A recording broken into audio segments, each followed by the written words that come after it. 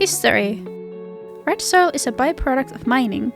It's iron-bearing soil, iron oxide, and it is already known in Finland from petroglyphs. The first signs of the use of red earth paint in Finland as a house paint can be found in the 16th century.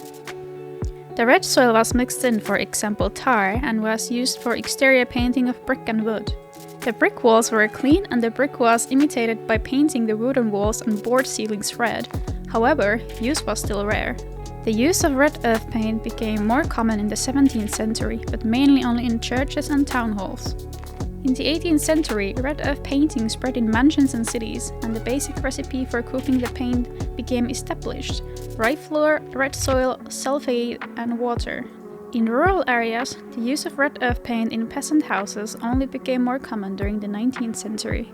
In the early 20th century, cooking instructions were published extensively and the countryside was encouraged to take part in the paintings.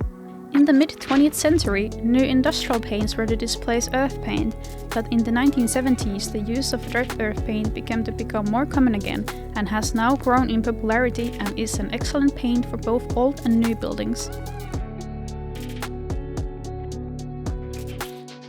Materials.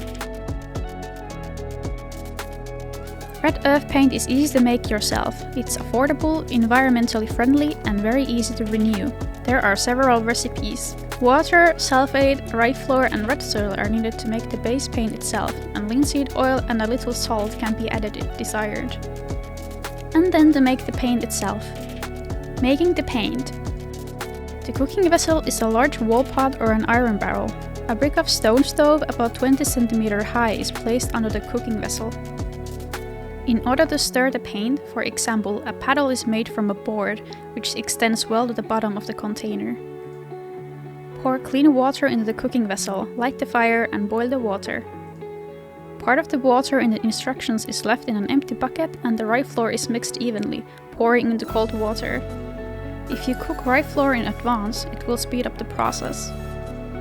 The iron sulfate is mixed with the heating water while stirring with the paddle. The sulfate helps to attach color to wood and it also fights rot and mold. When the water is steamingly hot, the rye flour mixed with cold water is poured into the pot. A starch paste cooked from rye flour acts as a binder for the paint. The mixture is boiled for 2 to 3 hours. The mixture must not boil, but kept at a boiling point of 80 to 90 degrees. The mixture must be stirred with the paddle every now and then so that it doesn't burn. Linseed oil can be added at this stage.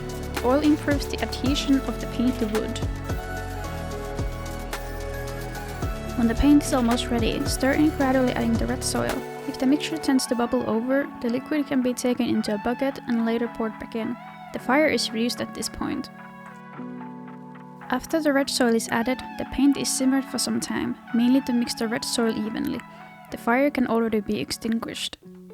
The completion of the paint can be checked by dipping in a cleaned wooden stick. When the paint on the stick dries, test by hand by swiping whether it leaves color. The paint is ready when no paint comes off the stick. If the paint is stored for more than a couple of days, add a couple of handfuls of salt as a preservative. Paint recipes. There are several red earth paint recipes. Here are a few examples.